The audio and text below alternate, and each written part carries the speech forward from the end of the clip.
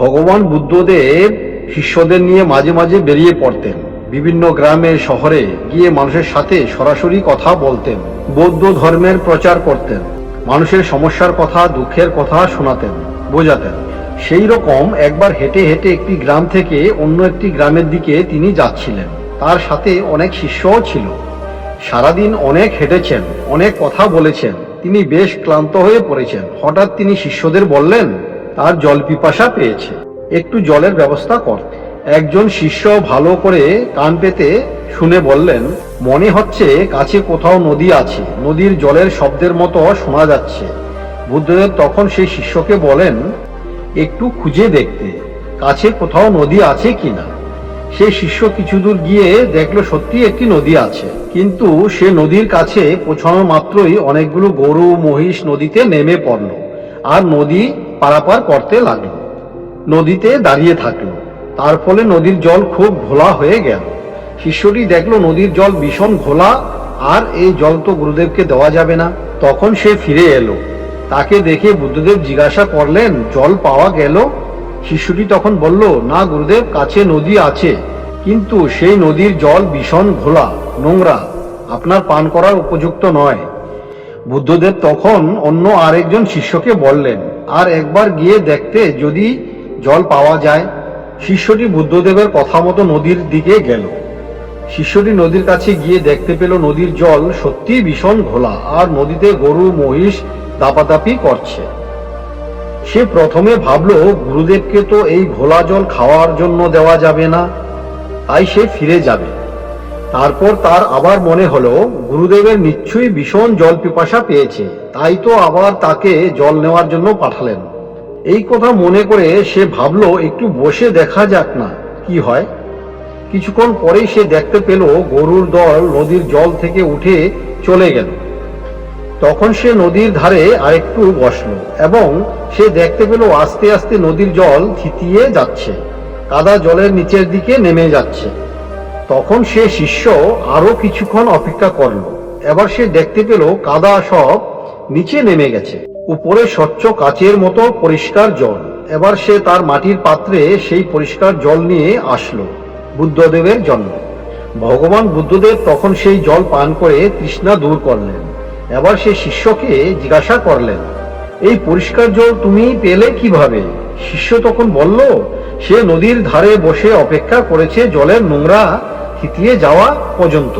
এবার বুদ্ধদেব শিষ্যদের উদ্দেশ্যে বললেন, প্রথমত এই পরিষ্কার জল পাওয়ার জন্য তোমরা চেষ্টা ছাড়োনি। প্রথমবার পরিষ্কার জল না পেয়ে তোমরা যদি আর নদীতে না যেতে, তবে জল পাওয়া কোনো সম্ভাবনাই থাকতো না।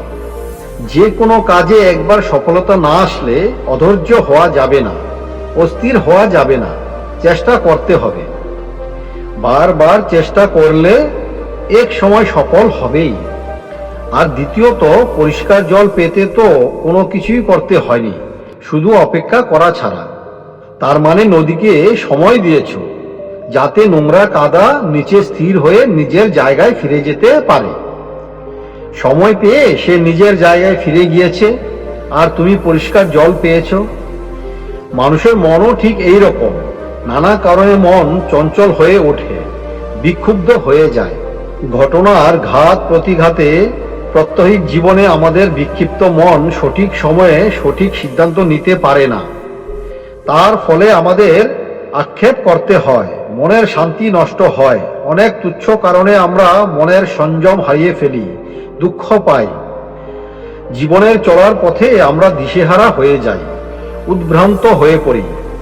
এই অশান্ত মনকে নিয়ন্ত্রণ এক মজার অভ্যন্তরীণ খেলা, যেখানে লাগে প্রচুর সময়, ধ্যান, যোগ আর অভ্যাস। মনকে যদি কেউ সংযমী করতে পারে, তবে সেই আত্মবিশ্বাসী সংযমী মন কখনোই ধৈর্য হারা হবে না। যে কোনো কাজকে সে সময় দিয়ে ধীর স্থিরভাবে ধৈর্য ধরে করবে, তাতে সে সফল হবেই। জীবনের নিয়মে বাধা থাকবেই, নানা রকম বাধা আসবে, আসতেই পারে। প্রিয়জনের মৃত্যুও হতে পারে, সব থেকে ভালোবাসার মানুষের সাথে বিচ্ছেদ হতে পারে, কাঙ্ক্ষিত চাকরিটি নাও হতে পারে। তাতে ভয় পাওয়ার, দুঃখ পাওয়ার কিছুই নেই। ভয় থেকে অভয়ের মধ্যে চলে যেতে হবে। মন সংযমের পদ্ধতি অভ্যাস করে মনের শক্তি বাড়াতে হবে। মনের শক্তি প্রকৃত শক্তি। মনকে সবসময় শান্ত রাখতে হবে, তাহলে কোনো সমস্যাকেই সমস্যা মনে হবে না। জয় তোমার হবেই, নিজেকে আরো ভালোবাসতে ইচ্ছা করবে তোমার।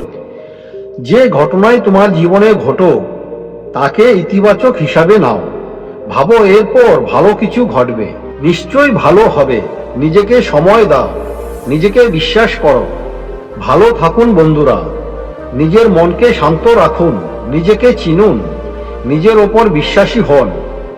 আজ স্বামী বিবেকানন্দের কথা দিয়ে শেষ করব। কখনো ভাবিও না আত্মার পক্ষে কিছু অসম্ভব। এইরূপ বলা ভয়ানক নাস্তিকতা। যদি পাপ বলিয়া কিছু থাকে তবে আমি দুর্বল বা ওরা দুর্বল, এরূপ বলাই একমাত্র পাপ। বন্ধুরা, ভিডিওটা যদি ভালো লাগে তাহলে শেয়ার করে দেবেন। আর যদি এই চ্যানেলে প্রথমবার এসে থাকেন, চ্যানেলটি সাবস্ক্রাইব করে পাশে থাকবেন। ভালো থাকুন, সুস্থ থাকুন। দেখা হচ্ছে আবার পরের ভিডিওতে। ধন্যবাদ।